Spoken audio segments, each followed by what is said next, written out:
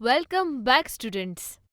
इस वीडियो में हम डिस्कस करेंगे कि केमिकल फॉर्मूला कैसे लिखा जाता है फ्यू स्टेप्स की मदद से। एक दफ़ा आपको ये स्टेप्स समझ में आ जाएं, तो आपको अच्छी तरह समझ में आ जाएगा कि केमिकल फॉर्मूला कैसे लिखा जाता है। क्या आप जानते हैं कि कंपाउंड को रिप्रेजेंट करने के लिए आप केमिकल फॉर्मूला को यूज़ करते हैं, लेकिन एक एलिमेंट के केस में आप एम्प्लॉय करते हैं सिंबल्स को। अब शुरू करते हैं चंद स्टेप्स से जो आपको ध्यान में रखने हैं केमिकल फॉर्मूला को लिखते वक्त आयोनिक कंपाउंड्स के। स्टेप 1 में दोनों एलिमेंट्स के सिंबल्स को लिखिए साइड बाय साइड, जिसके लिए आपको केमिकल फॉर्मूला लिखना ज़रूरी है। आमतौर पर हम यूज़ करते हैं ये ऑर्डर कि पॉजिटिव आयन पहले लिखा जाएगा और नेगेटिव आयन आखिर में। फिर स्टेप 2 में सिंबल्स को लिखने के बाद हम हर आयन की वैलेंसी को टॉप राइट कॉर्नर में प्लेस करेंगे हर एक सिंबल के। For example Na positive, Cl negative, Ca2 positive और O2 नेगेटिव। स्टेप 3 में वैलेंसी को लिखने के बाद आप हर आयन की वैलेंसी को बॉटम राइट कॉर्नर पर लाते हैं दूसरे आयन के। इसे क्रॉस एक्सचेंज मेथड कहते हैं।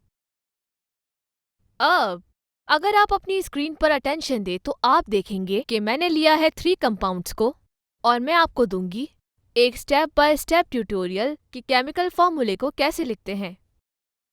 फर्ज करें कि कंपाउंड 1 है सोडियम क्लोराइड, तो अब मैं लिखूंगी सोडियम के सिंबल को जो है Na, और फिर उसके राइट साइड पर मैं लिखूंगी क्लोरीन के सिंबल को जो है Cl। नेक्स्ट स्टेप में अब मैं सोडियम के टॉप राइट पर पॉजिटिव चार्ज को रखूंगी जो है Na, और टॉप राइट के नेगेटिव चार्ज पर मैं रखूंगी क्लोरीन Cl को। मैं मेंटेन रखूंगी इनकी वैलेंसी वैल्यू को +1 और -1 रिस्पेक्टिवली।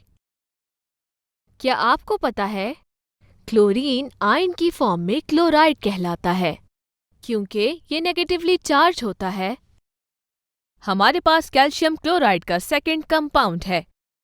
पहले मैं लिखूंगी Ca जो कि है कैल्शियम का सिंबल, फिर Cl क्लोरीन के लिए।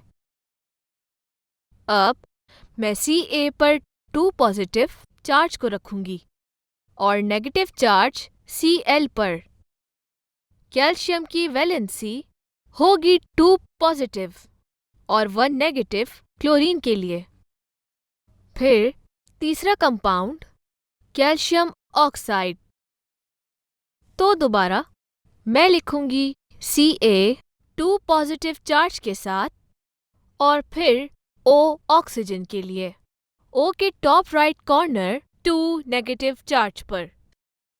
याद रखें अब हमारे पास ऑक्सीजन की वैलेंसी है 2 नेगेटिव। सिंबल्स को लिखने के बाद और उनकी वैलेंसीज को टॉप राइट कॉर्नर पर रखने के बाद दूसरे आयन पर आपको इन वैलेंसीज को इनके लोअर राइट कॉर्नर पर लाना होगा। हम इसे क्रॉस एक्सचेंज मेथड कहते हैं जिसे आप स्क्रीन पर देख रहे हैं। तो सोडियम क्लोराइड के लिए है +1 और -1, तो Na का पॉजिटिव चार्ज जाते हैं क्लोराइड के सबस्क्रिप्ट पर और क्लोराइड का नेगेटिव चार्ज आएगा सोडियम के सबस्क्रिप्ट में। तो फॉर्मूला बन जाता है NaCl। याद रखें हमने दूसरे आयन की वैलेंसी को मूव किया है, ना कि उसके चार्जेस को। तो अब कैल्शियम क्लोराइड के लिए कैल्शियम की वैलेंसी है 2 पॉजिटिव, इसलिए 2 ऑफ कैल्शियम मूव करेगा क्लोराइड के सबस्क्रिप्ट पे।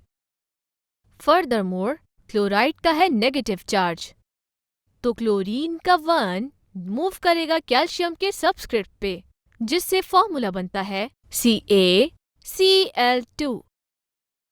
अब चलते हैं स्टेप 4 की जानिब। कैल्शियम ऑक्साइड के लिए कैल्शियम है 2 पॉजिटिव और ऑक्सीजन के लिए 2 नेगेटिव। तो चार्जेस को इग्नोर करें। ऑक्सीजन के सबस्क्रिप्ट में कैल्शियम के 2 पॉजिटिव को मूव करें और ऑक्सीजन के 2 नेगेटिव कैल्शियम के सबस्क्रिप्ट पर। ये बन जाता है Ca2O2। लेकिन ये 2 से फर्दर सिंप्लीफाई हो सकता है, तो इसका मतलब है ये बन जाएगा CaO। कॉन्सिक्वेंटली कैल्शियम ऑक्साइड का फॉर्मूला होगा CaO। स्टूडेंट्स, ये बहुत ही सिंपल कॉन्सेप्ट है। अगर पॉजिटिव आयन और नेगेटिव आयन की वैलेंसी सेम होगी तो वो एक दूसरे को कैंसिल कर देंगे और फिर आप सिंबल्स में वैलेंसी नहीं लिखेंगे। फॉर एग्जाम्पल, सोडियम क्लोराइड के केस में हम लिखते हैं NaCl और कैल्शियम ऑक्साइड के केस में हम सिर्फ लिखते हैं CaO। इस केस में हम किसी भी सबस्क्रिप्ट को नहीं लिखेंगे। जब दोनों पॉजिटिव और नेगेटिव आयंस उनके पास चार्ज की सेम वैल्यूज होंगी। लेकिन उस केस में जब दोनों आयंस के डिफरेंट चार्जेस होंगे तो हम सबस्क्रिप्ट जरूर लिखेंगे। ये आप कैल्शियम क्लोराइड की एग्जाम्पल में देख चुके हैं। स्टेप 5 की जानिब बढ़ते हैं। ये तो आप जानते ही हैं कि कुछ आयंस रेडिकल्स कहलाते हैं और ये आयंस वो होते हैं जिनके होते हैं 2 या इससे ज्यादा एटम्स और नेट चार्ज होता है। मिसाल के तौर पर अगर मैं कहूँ सल्फेट, इसका मतलब है SO4 2 नेगेटिव चार्जेस के साथ। तो हमारे पास है सल्फर और ऑक्सीजन जो कंबाइन हो रहे हैं 2 नेगेटिव चार्जेस के साथ। हेंस ये रेडिकल्स कहलाए जाते हैं। कभी कभार हम इन्हें पॉली एटॉमिक आयंस भी कहते हैं। कंपाउंड के केमिकल फॉर्मूला के लिए जिनके पास होते हैं ये रेडिकल्स, वो भी इसी मैनर में लिखा जाता है जैसा कि हम पहले पढ़ चुके हैं।